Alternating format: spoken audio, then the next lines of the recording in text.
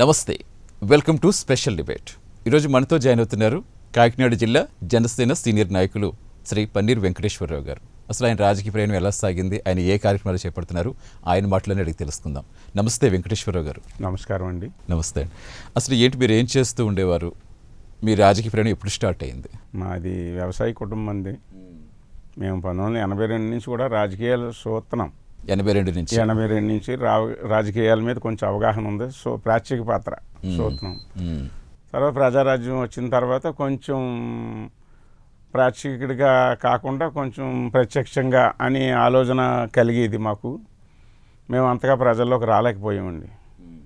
అప్పుడు కూడా ప్రాచ్యక పాత్రగానే అవునా కాదన్నట్టుగా ఉండిపోయాం. తర్వాత 2018లో జనసేన వచ్చిన తర్వాత మేము రాజకీయాల్లోకి రావాలనుకుని ప్రయాణం మొదలుపెట్టారు. అంటే 2009లో ప్రజారాజ్యంతో ఒక అడుగు వేశారు. ఎందుకు కంటిన్యూ చేయలేకపోయారు?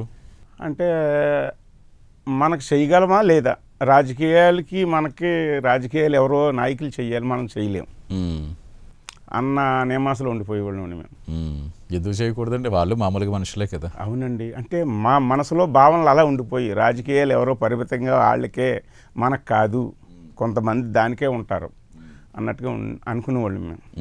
మరి మళ్ళీ 18లో జనసేనకి ఎందుకు జాయిన్ కావాలని? 18లో జనసేన జాయిన్ అవ్వాలంటే పవన్ కళ్యాణ్ ఎక్కడో శ్రీకాకుళం అడవుల్లో ఆ గిరిజన ప్రజలతో అడిగేసాడండి. ఆయన కాలుకి జోడు లేకుండా బాడిలో తిరిగి వాళ్ళ తాగే నూతిలో నాసుగట్టిన నీళ్లు తాగుతూ కొండలో కోనలో తిరుగుతున్నాడు. ఇదేట ఎక్కడో ఉండవలసినోడు అక్కడికి ఎలాగెళ్ళినప్పుడు మనం ఆయనతో బ్రహ్మాండమైన కొంచెం రోడ్లు ఉన్నాయి, ఇక్కడ మనం ఎందుకు ఒక అడిగేయలేమని మేము ప్రయత్నం చేసాము. ఎలా అప్రోచ్ అయ్యారు జనసేనలో జాయిన్ అవ్వడానికి? జనసేన జాయిన్ అవ్వడానికి మేము ఆయన ప్రజల్లో తిరుగుతుంటే ఆయన్ని చూసి మేము ఆయన్ని ఒక ప్రసార రథం తయారు చేసామండి. ప్రచార రథం ఒకటి తయారు చేసి మేము అప్పుడు దాన్ని ప్రజల్లో తీసుకెళ్లాలని ఒక ఆలోచన వచ్చిందండి మాకు. ఆలోచన వస్తే ఒక వ్యాన్ ఒకటి, ఆ వ్యాన్కి లోపల పెద్ద ఎల్ఈడి టీవీ ఒకటి కట్టండి, చుట్టూ ఫ్లెక్సీలు అది చేస్తే మాకు అప్పట్లో ఉన్న నాయకులు ఉన్నారు, కొంచెం పెద్ద నాయకులు ఉండేవారు.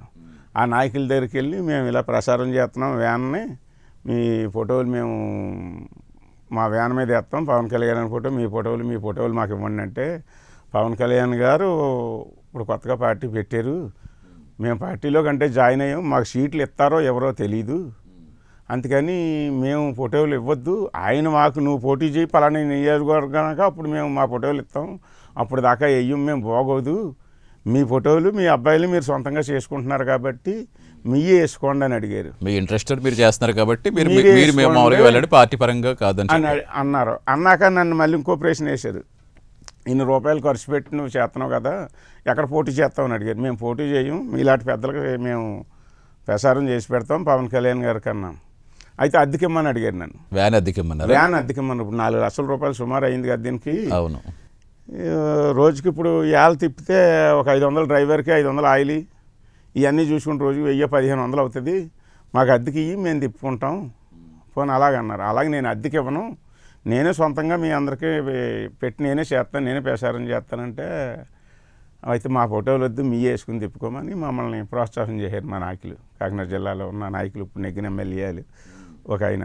ఓకే, అందరూ బాగానే సపోర్ట్ ఇచ్చేవారు? మాకు సపోర్ట్ బ్రహ్మాండంగానే, ఇంకా అందులో తేడా లేదు. ఇప్పుడు 2018లో మీరు ఎంటర్ అయ్యారు, అప్పుడే ప్రచారం స్టార్ట్ చేస్తారు అంటే ఐ మీన్ మీ పరిధిలో మీరు ప్రచారం చేసుకుంటూ వచ్చారు. మా పరిధిలో అంటే మేము పరిధి కాదండి, కాకినాడ జిల్లా పెద్దాపురం, కాకినాడ 2. మీది ఎక్కడ స్వస్థలం? మాది స్వస్థలం పెద్దాపురం నియోజకవర్గం, మాదాపట్నం అండి. మండలం. మీది ఊరు మాదాపట్నం. అయితే మేము పెద్దాపురం, కాకినాడ 1, కాకినాడ 2, పిఠాపురం, రామచంద్రపురం, అయితే అనపర్తి నియోజకవర్గం, 4 నియోజకవర్గాలు తిప్పానండి. తూర్పుగోదావరి జిల్లా కాబట్టి ఇప్పుడు జిల్లాలు ఇంకా సెపరేట్ కాలేదు కాబట్టి అక్కడ ఆ మొత్తం లొకాలిటీ అంతా కవర్ చేస్తారు. ఆ లొకాలిటీ పర్మిషన్లు పెట్టుకుని నేను కవర్ చేసి తిప్పేవాడిని. ఈ తర్వాత అంటే ఏం చేసేవారు తిప్పినప్పుడు మీరు? ప్రచారం అంటే ఏంటి, ఏది ఎక్కువగా మీరు ప్రచారం చేస్తారు? ఏది ప్రచారం అంటే పవన్ కళ్యాణ్ గారు ఎక్కడైతే స్పీచ్ పెడుతున్నారో, మీటింగ్లు పెట్టేవారు కదా, ఆ మీటింగ్ని మేము ఏదో మాకు ఇప్పుడు ఈ రచ్చబండి అంటాం చూసారా, రాయి చెట్టు కింద రామాలయం కాడ కూర్చుంటారు, 6 గంటలకు ఆ టీవీ ఆన్ చేసి ఈ ప్రజలందరూ ఉన్న కాడ చేసి అక్కడ లైవ్ ప్రోగ్రామ్ పెట్టేవాళ్ళం అండి. అదే ఆయన అక్కడ మాట్లాడుతోంది లైవ్ ఇస్తూ మీరు ఒక గ్రామానికి తీసుకెళ్లి గ్రామం దగ్గర ఎక్కడో చోట బండి వ్యాన్ ఆపి అక్కడ వేసేవారు. చేసేవాళ్ళం. పొద్దుత్తమని ప్రసారం మైక్ పెట్టుకుని. ఎలా ఉండేది రెస్పాన్స్? ఎలా ఉండేదండి? రెస్పాన్స్ చాలా బాగుండేదండి. అప్పట్లో నాకు ప్రసారం చేసేటప్పుడు మా జనసేన సిద్ధాంతాలు ఏంటన్నాయి కూడా ఒక పాంప్లెట్ లేదండి మాకు. అప్పుడప్పుడు పాంప్లెట్లు ఎవరో ఇచ్చేవారు, ఒక ఊరికి 10 ఇచ్చేవారు కాదు. అప్పట్లో నేను 50,000 కొట్టించాను నా సొంత డబ్బులతో.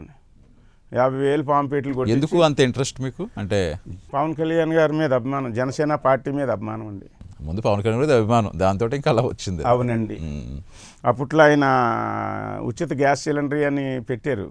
ఆ సిద్ధాంతం పర్యావరణం కోసమని, మేము పర్యావరణం కోసం ఊళ్ళో చెట్లు పెంచాలంటే ఏ చెట్లు పెంచినా పెంచాలని జామ మొక్కలు కొని మా మాదాపట్నంతో 2,000 జామ మొక్క కొని అప్పుడున్న ఎంపీ గారి చేత మా ఇన్ఛార్జి తుమ్మల బాబు గారు అప్పుడున్న ఎంపీగా పోటీ చేసిన ఆయన్ని తీసుకొచ్చి మా ఊళ్ళో మీటింగ్ పెట్టి జామ మొక్కలు ఇంటికో జామ మొక్క చొప్పున పంచిపెట్టి, అంటే మామూలు మొక్క అయితే పెంచరు, జామ మొక్క అయితే కాయ తింటారు పెంచుతారు అని మా పవన్ కళ్యాణ్ సిద్ధాంతం మీద అది కూడా మాదాపట్నం చేశానండి. పర్యావరణ పరిరక్షణకి మీ వంతు ప్రయత్నంగా మీరు చేస్తారు. ప్రతి ఇంటికి చెట్లు పంపిణీ చేశాను. తర్వాత పాంప్లెట్లు కొట్టించి ప్రతి ఊరు వెళ్ళేవాళ్ళని. సాయంకాలం 5 గంటలకి ఏ స్కూల్ ఉందో 10th క్లాస్ స్కూలు ఏది ఎక్కువ మంది ఎక్కడ స్కూల్ ఉంటారో ఆ స్కూల్ కాడ ఆ ఇదిలో ఆఫ్ చేసి ప్రతి ఇంటికి మా పాంప్లెట్ వెళ్ళాలి. నా పిల్లలకి ప్రతి పిల్లలకే పాంప్లెట్ పెంచుకోండి, ఎక్కువ ప్రసారం జరుగుద్దని అలా చేసేవాడిని.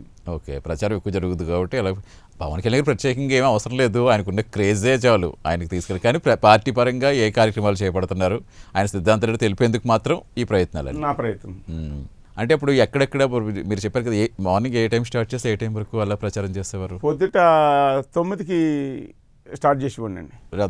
వ్యాన్ మీద వ్యాన్ మీద పర్మిషన్ 6-7 దాకా ఉండేది, రాత్రి 6-7 దాకా. అంటే పర్మిషన్స్ అంటే అప్పుడు ఏమైనా ఇబ్బంది పెట్టారా పర్మిషన్లు ఇవ్వడానికి? అదే పర్మిషన్లు అప్పట్లో తెలుగుదేశం పర్మిషన్ టైంలో అసలు ఇబ్బంది పెట్టలేదు. 2019 వరకు వాళ్ళే కాబట్టి పర్మిషన్ పెట్టుకునేవాడిని, పర్మిషన్ పక్కాగా పెట్టేవాడిని. అయితే రాత్రి 10-5 దాకా వీళ్ళందరికీ ఇంట్రెస్ట్. అప్పట్లో జనసేన క్రేజ్ వేరేగా ఉండేది కాబట్టి రాత్రి 10 అలాగే ఆపేసేవారండి. ఏదో సెంటర్లో కుర్రలంతా పెట్టుకుని మొత్తం వ్యాన్ 10 దాకా ఆపేవారు. భయం వేసేది నాకు. కూటమి ప్రభుత్వంలో తెలుగుదేశం ప్రభుత్వం అప్పుడు అధికారంలో ఉండేది కాబట్టి ఏ ఒక్క ఇంత కూడా మమ్మల్ని ఇబ్బంది పెట్టే సందర్భం ఏంటి అంటే స్పీచ్ లేకపోయినా ఏం చేసేవారు? స్పీచ్ లేకపోతే స్పీచ్ ఏముందండి, పవన్ కళ్యాణ్ సిద్ధాంతాలు ఉన్నాయి కదా, ఆ సిద్ధాంతాలు డిస్ప్లే చేసేవారా? అంటే లైవ్ వస్తుంటే లైవ్ ఇచ్చేవని చెప్పారు కదా, లైవ్ లేనప్పుడు ఏం చేసేవారు? లైవ్ లేనప్పుడు పాత ఉంటుంది కాబట్టి మళ్ళీ లైవ్ దీన్ని మళ్ళీ అవే ఆ వీడియోలో ప్లే చేసేవారు. ఇప్పుడు లైవ్ ఏదో ఒక చోట పెట్టగలిగాను. ఈ మీటింగ్ ఇది ఉన్న 10 రోజులు 10 ఊళ్ళో పెట్టుకోండి అనమాట. ఉత్త రోజుల్లో మిగతా రోజుల్లో అదే మొత్తం కంటిన్యూగా ప్లే చేసుకుంటూ వెళ్ళేవారు. ఆయన మాటలు అందరికీ సిద్ధాంతాలు ఇవన్నీ నేను వాయిస్ మాట్లాడించి ఊళ్ళో మా కాకినాడలో వాయిస్ ఇచ్చేవాళ్ళు ఉంటారు కదండి, ఆ వాయిస్ తీసుకుని వారానికి ఒక వాయిస్, ఈ వారం మళ్ళీ ఈ రకం, ఈ వారం ఇది, ఈ వాయిస్లు వారానికి ఒకటి మార్చుకుంటా పెండైలు పెట్టి చేయించుకోవడం. సో ఎవరైనా గుర్తించారా మిమ్మల్ని తర్వాత? ఇప్పుడు అంత కష్టపడ్డారు కదా, అప్పుడు 2018, ఇప్పుడు తర్వాత మాట్లాడుకుంది ఈ సంగతి గురించి. అప్పుడు 2019లో ఇక అప్పుడు మళ్ళీ వైసీపీ ప్రభుత్వం వచ్చేసింది, తర్వాత ఎలా ఉంది? అంతకు ముందు అయితే నన్ను మీరు ఎక్కడ పోటీ చేస్తారు ప్రతి ఒక నాయకుడిగా చూశారు. నన్ను ఒక జనసేన జెండా పట్టుకుంటే నన్ను ఒక నాయకుడిగా చూశారు. 2018లో ఈ ప్రచారం చేస్తున్నప్పుడు 18-19 వరకు చేశారు, బాగానే చూశారు నన్ను. అందులో నన్ను అడిగారు, నీకు ఏ పదవి ఉంది అని అడిగారు. అడిగితే నేను పదవులు కాదు పార్టీ కోసం పనిచేస్తున్నాం, పదవులు దాన్ని అంటే అయ్యే వస్తాయంటున్నారు పవన్ కళ్యాణ్ గారు, నేను పార్టీ కోసం పనిచేస్తాను, పనిచేసేవాళ్ళు. పార్టీ కోసం పనిచేస్తున్నాం, పార్టీ మీద పవన్ కళ్యాణ్ మీద ప్రత్యేకమైన అభిమానంతో వర్క్ చేసేవారు ఇంకా నిస్వార్థంగా. ఆయనకు ఉన్న అభిమానులు అందరూ అంతేలేండి, నిస్వార్థంగా చేసేవాళ్ళు, ఏదో ఆశించేసేవాళ్ళు తక్కువ. అవునండి. తర్వాత ఎలా మారిపోయింది పరిస్థితి 2019 తర్వాత? 2019 వైసీపీ అధికారంలోకి వచ్చిన తర్వాత మేము అలాగ పార్టీని ఎవరో వదలలేదు, వాళ్ళ మీద గట్టిగా దెబ్బలాడాం. అసలు వాళ్ళైనా భయం లేదు, మా జన సైనికులకి వైసీపీ అన్న భయం లేదు, వాళ్ళు ఎవరు వచ్చినా అప్పుడే కదా గట్టి పోరాటాలన్నీ, అప్పుడే కదా. అప్పుడు ఓడిపోయిన తర్వాత మరింత బలం వచ్చినట్టుగా మరింత మేము భయంకరంగా వాళ్ళ మీద పోరాడు, మమ్మల్ని ఏ ఒక్కడో ఇంత ఏం చేయలేకపోయారు. తర్వాత మా ప్రయాణం మా తుమ్మల బాబు గారు, మా జనసేన జిల్లా మాకు జడ్పీటీసీ పోటీ చేయమన్నారు నన్ను. ఓకే, ఇచ్చారు, పోటీ చేయమన్నారు. దాని కారణాంతరాలు వేరే ఇంకా ఆయన సీనియర్ పొలిటీషియన్ నేను చేస్తాను, నువ్వు చేయలేవు, నీకెందుకు, నువ్వు చెయ్యొద్దని నన్ను ఆయన కొంచెం అన్నారు. అదేలేండి. అయినా మా తమ్ముల బాబు గారు నువ్వు చెయ్యి, నీకెందుకు చూద్దాం, ఆయన ఎత్తేని నామినేషన్ నువ్వు వేయమని చెప్పారు. పార్టీ మీద 10 మందికి నా వెనకాల వస్తారు, 10 మంది అతని వెనకాల వస్తారు. నేను ఉత్తర అయిపోతే అతను ఫీల్ అవుతాడు, అతను ఉత్తర అయితే ఫీల్ అవుతాడు. అలా కాదు, పార్టీ నెగ్గాలి, అతను నెగ్గించుకుందాం అందరూ కలిసి అని నేను ఆగిపోయి అతనికి సపోర్ట్ చేసి మేము చేయించామండి. ఓకే, అతను గెలిచారా? నెగ్గలేదు, వాడిపోయాడు. వాడిపోయిన వెంటనే మళ్ళీ ఆయన ఎక్కడున్నాడో కనపడలేదు. వేరే అతను నిలబెట్టాడు, ఆయన మళ్ళీ కనపడలేదు మాకు. ఓకే, మేము మాత్రం అంటే ఏంటి అంతకుముందు పార్టీలో ఉండేవారు కదా ఆయన? ఎవరు మీరు ఎవరైతే పోటీ చేయించారో ఆ వ్యక్తి, పోటీలో చేయించిన వ్యక్తి వస్తానన్న అధికార ప్రతినిధి ఇచ్చారు జనసేన తరఫు నుంచి, వేరే పార్టీ నుంచి వచ్చారు ఆయన. ఇచ్చారు, ఇచ్చిన వెంటనే ఇలాగన్నాకి నెగ్గకపోయి బయటికి పోయి కనపడలేదు ఆయన. మళ్ళీ రాజకీయాలు చురుగ్గా లేరు, అసలు లేనే లేడు, ఎక్కడున్నాడో తెలియదు. మీరు ఎక్కువగా ఇప్పుడు చాలా ఇష్యూస్ ఫోకస్ చేసేవారు. ఒక రోడ్ల ఇష్యూ కావచ్చు, ఏదైనా సరే, ఏదైనా అక్కడ అన్యాయం జరుగుతుందంటే ఇమీడియట్ జనసేన అక్కడ ఉండేది.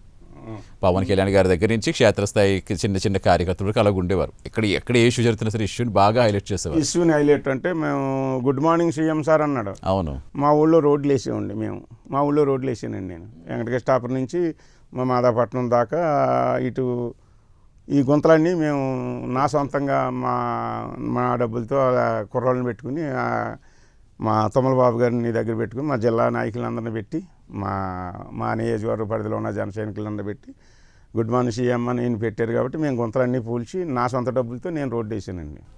పోయిన గుంతలన్నీ పోయి మా మాదాపట్నం నేను ఎక్కడ కార్యకర్తలు ఉంటే ఎక్కడ వాళ్ళు వర్క్ చేస్తుంటే అక్కడికి ఎవరికి వాళ్ళు ఇలా చేసుకుంటూ వచ్చారు.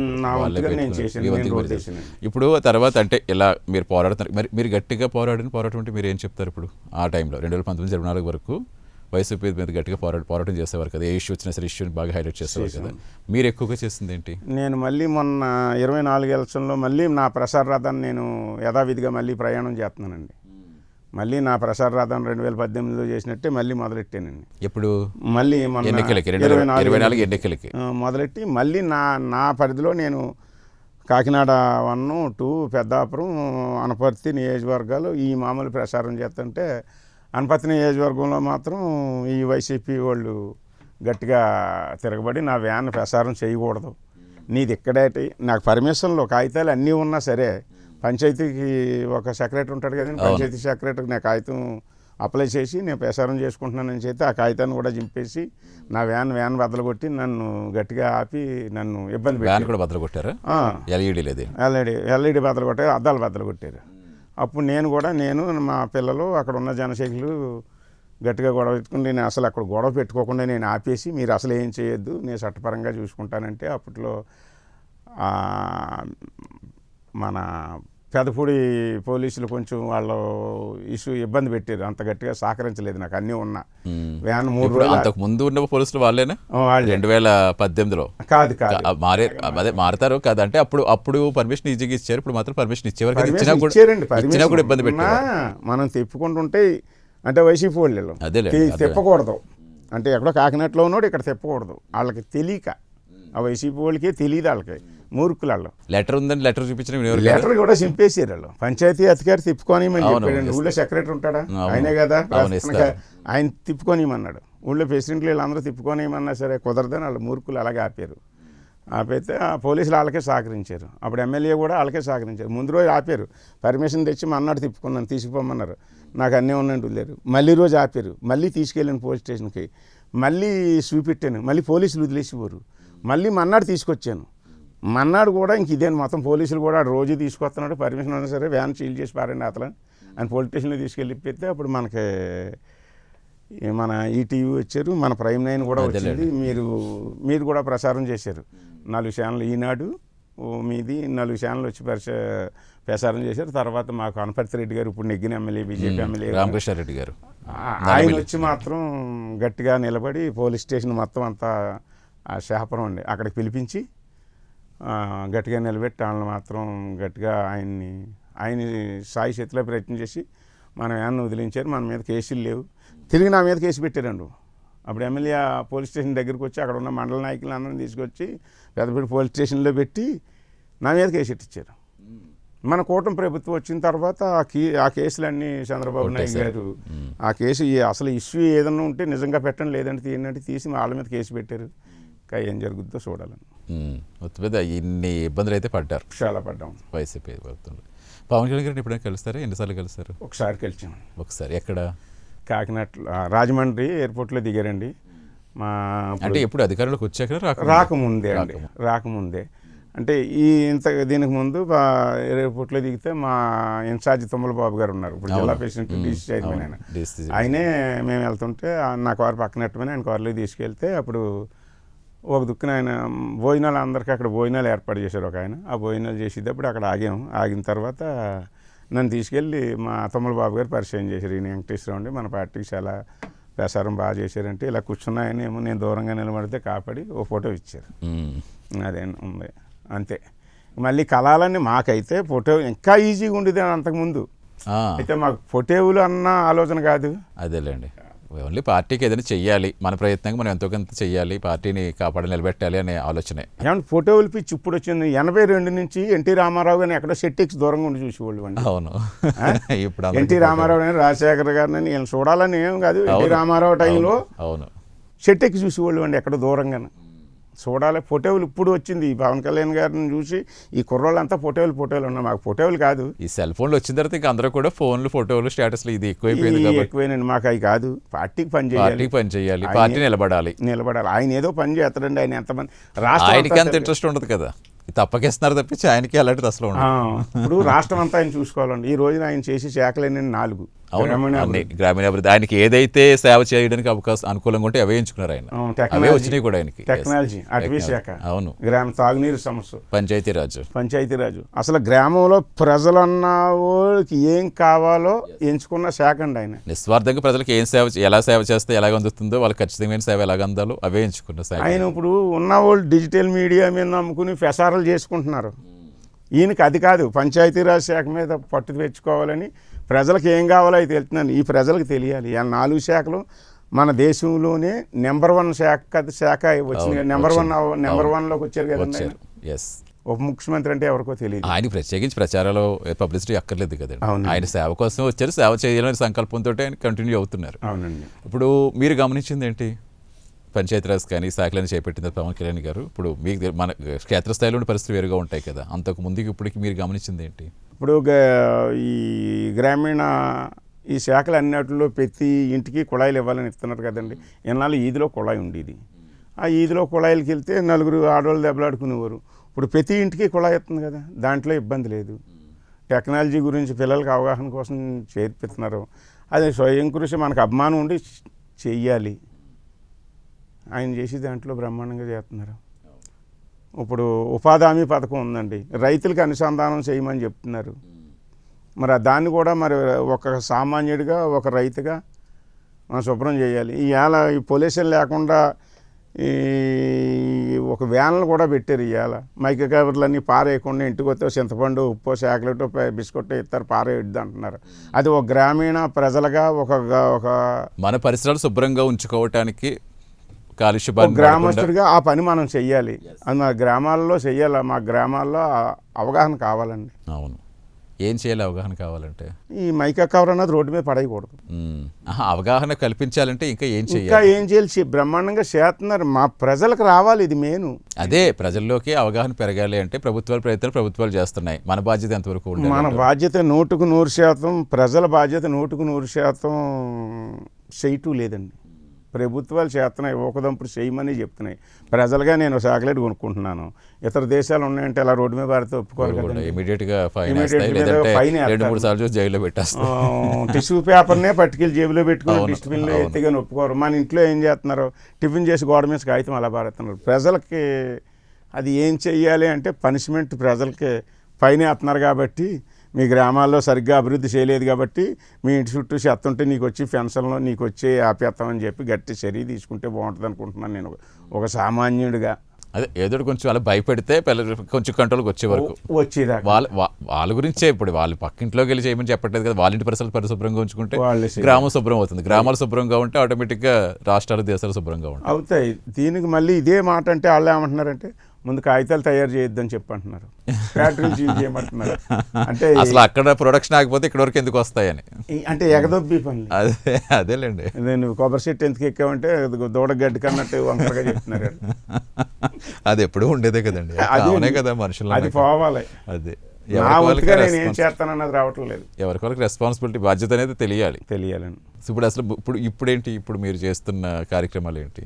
ఇప్పుడు నేనేముందండి పార్టీ కార్యక్రమాలు ఎక్కడ పార్టీ కార్యక్రమాలు మా మరి నాలుగా ఇంత నిస్వార్థంగా మీరు కష్టపడుతున్నారు. అవునండి. ఆ పార్టీ అధికారంలోకి రావడానికి మీ ప్రయత్నాలుగా మీరు మీ సొంత ఖర్చులతో సరే మీ అభిమానం పవన్ కళ్యాణ్ గారి అభిమానం పార్టీ నిలబెట్టాలనే మీ సంకల్పం అన్నీ కలిసి వచ్చి ఇప్పుడు వచ్చాయి. అవునండి. ఇప్పుడు కూటమిగా ఏర్పడిన తర్వాత కూటమి సర్కారుగా వచ్చిన తర్వాత ఎలా ఉంది సిచ్యువేషన్ పరిస్థితి? కూటమి సిచ్యువేషన్ బాగానే ఉందండి. పరిపాలన అన్ని నాయకులు కలిసి పనిచేయాలి.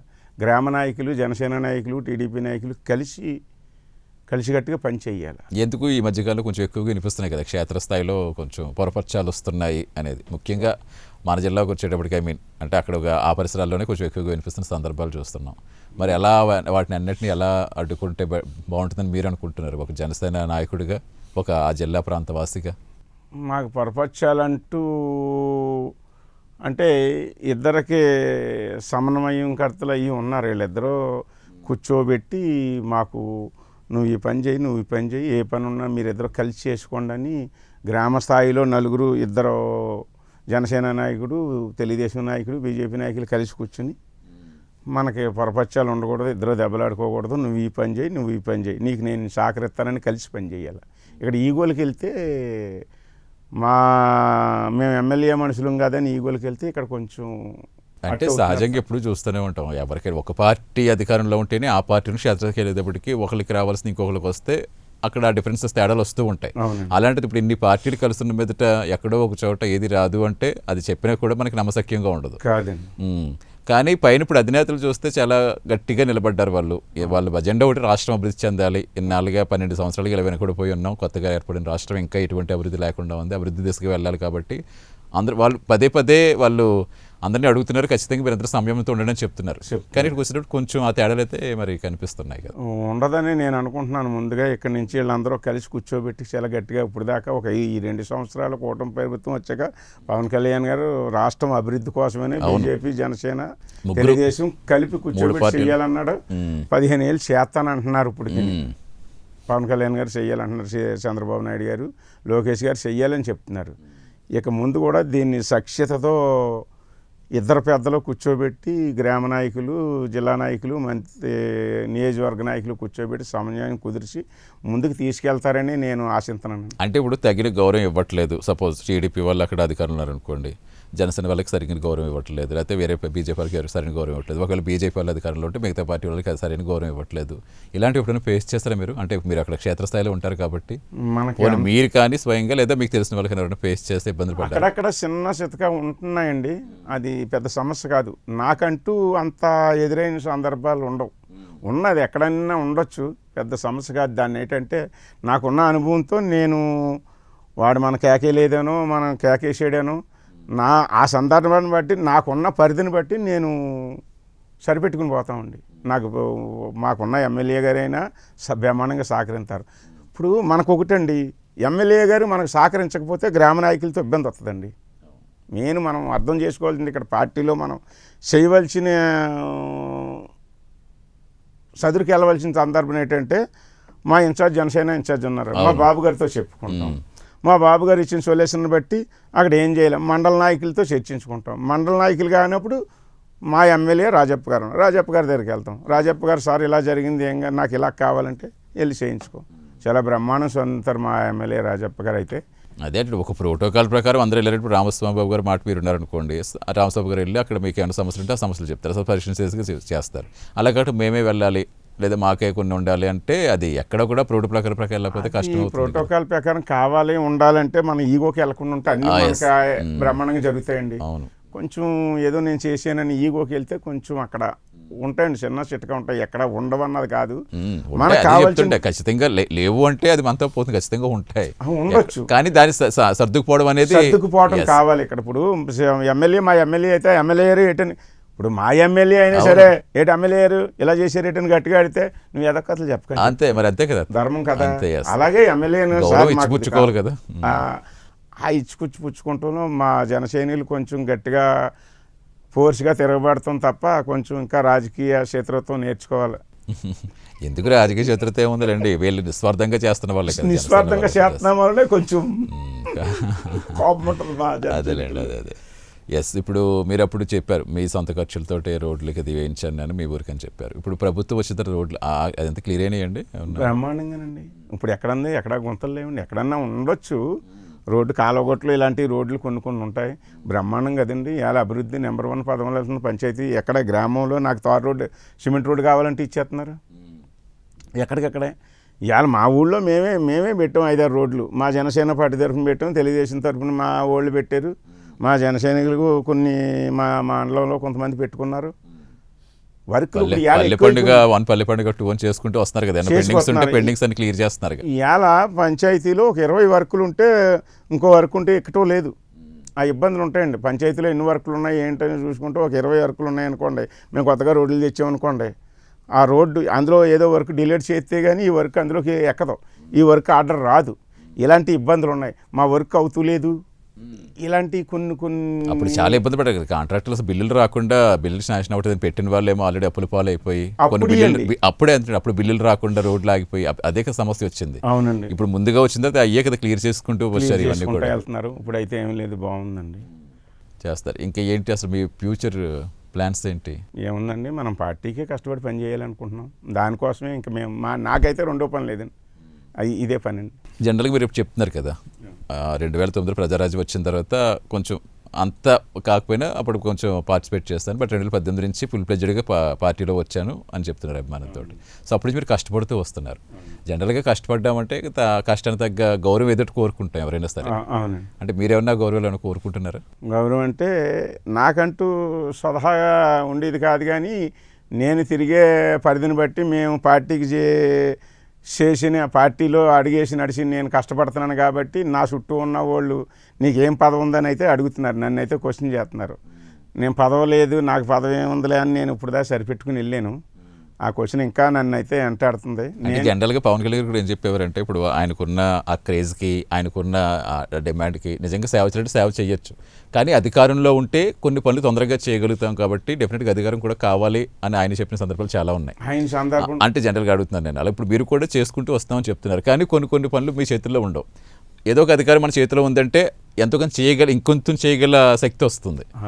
కాబట్టి అలాంటిది ఏమైనా ఇప్పుడు ప్రజారాజ్యం అన్నాను కదండి, చిరంజీవి గారు ఆయన శక్తికి మించిన సేవ చేస్తున్నారు. ఇప్పుడు 83లోంచి బ్లడ్ బ్యాంక్ పెట్టి ఆ రోజుల్లో నెలకు 3 లక్షలు అన్నదే నెలకు 16 లక్షల రూపాయలు అక్కడ ఉన్న స్టాఫ్కి హాస్పిటల్కి పెట్టి పోషించి ఈనాటి దాకా ఇంకా ఎంతో పెరుగుద్ది. ఆ రోజులు చెప్పిన మాట 13 లక్షలు ఎంతో ఖర్చు నెలకి. ఇవాళ దాకా ఎంతో చేస్తున్నాడు, సేవ చేస్తున్నాడు. ఈ సేవ బోల్డ్ సేవే భావంగా ఆయన చేసుకుంటా వెళ్తాం. అధికారం ఉంటే ఇంకా బాగా చేయొచ్చు అని పార్టీ పెట్టి వద్దామని ఒక ప్రయత్నం చేశారు. ఆయన ఇలాంటి పడలేకే కొంత చేయగలిగిన కాడ సభాముఖంగానే చెప్పారు, రాజకీయాలకి మనలాంటి వాళ్ళకి కాదు పనికి రావని మానేశారండి. అలాగే తట్టుకోలేకపోతున్నానండి. సేవ చేయాలని వచ్చారు కానీ సేవ చేయనివ్వట్లేదు కదా, ఇక్కడ చేసే సేవను కూడా ఆపేసేలా చేస్తున్నారు. అవును. ఇప్పుడు అలాగే మీరన్నా క్వశ్చన్ కూడా మేము అలాంటి వాళ్ళు పని చేస్తున్నాం కాబట్టి నీకు ఏ పదవి ఉందని చేస్తున్నావు, ఇప్పుడు ఏం చేస్తున్నావు, నీకు ఏం పదవి ఇచ్చారని ఖచ్చితంగా చిన్న చిటక పదవులు తీసుకున్న వాళ్ళు గట్రా నన్ను అయితే క్వశ్చన్ చేస్తున్నారు. అయితే నేను పవన్ కళ్యాణ్ గారు ఏమన్నారంటే మీరు పని చేసుకుంటే వెళ్ళండి, మిమ్మల్ని మేము గుర్తింతాం ఎప్పటికప్పుడు అన్నారు. అలాగా మా ఇన్ఛార్జ్ గారు, మా జిల్లా ప్రెసిడెంట్ గారు, మా ఉన్న నాయకులు పవన్ కళ్యాణ్ గారు, మాకున్న తుమ్మల బాబు అండి మా ఇన్ఛార్జ్ జిల్లా ప్రెసిడెంట్ గారు, ఆయన అప్పుడు ఆయనతోనే నా ప్రయాణం. అధికారం పవన్ కళ్యాణ్ గారు, తుమ్మల బాబు గారు, మా జిల్లా నాయకులు మమ్మల్ని గుర్తించి ఏం చెప్పినా మాకు ఏదైనా బాధ్యత తప్పితే మేము శిరసా వహించి చేస్తాం. ఇంక అందులో మేము తగ్గమని చేస్తాం. అదే పదవులు వచ్చినా రాకపోయినా మీరు మాత్రం మీరు నిస్వార్థంగా చేస్తూనే ఉంటారు. చేస్తామండి. సరే, ఇంకా పార్టీ ఏమైనా గుర్తించి తర్వాత మిమ్మల్ని ఏమన్నా పిలిచేస్తానంటే మరీ మంచిది. రైట్ అండ్ వెంకటేశ్వరరావు గారు, మీరు నిస్వార్థంగా సేవ చేసుకుంటూ వచ్చారు, ఏమో ఆశించకుండా. పార్టీ కూడా మీ సేవలు గుర్తించి మిగిలిగా చాలామంది ఇప్పుడు పవన్ కళ్యాణ్ గారు ఎలాగైతే ఏది ఆశించకుండానే ఆయన కష్టపడుతూనే వచ్చి ఈ స్థాయికి వచ్చారు, అలాగే జన సైనికులు ప్రతి కార్యకర్త కూడా సేమ్ అదే భావంతో ఉంటారు. ఆ భావంతో ఉన్న వాళ్ళు ఎక్కువగా జనసేనలో జాయిన్ అవుతూ ఉంటారు. సో డెఫినెట్గా పార్టీ ఇలా కష్టపడ్డ వాళ్ళకి కూడా తగిన గౌరవం ఇచ్చి మీలాంటి వాళ్ళందరికీ తగిన గుర్తింపు వాళ్ళని మేము కూడా కోరుకుంటున్నాం. థ్యాంక్ యూ సో మచ్ అండి. నమస్తే. ఇది ఇవాల్టి స్పెషల్ డిబేట్. నమస్తే.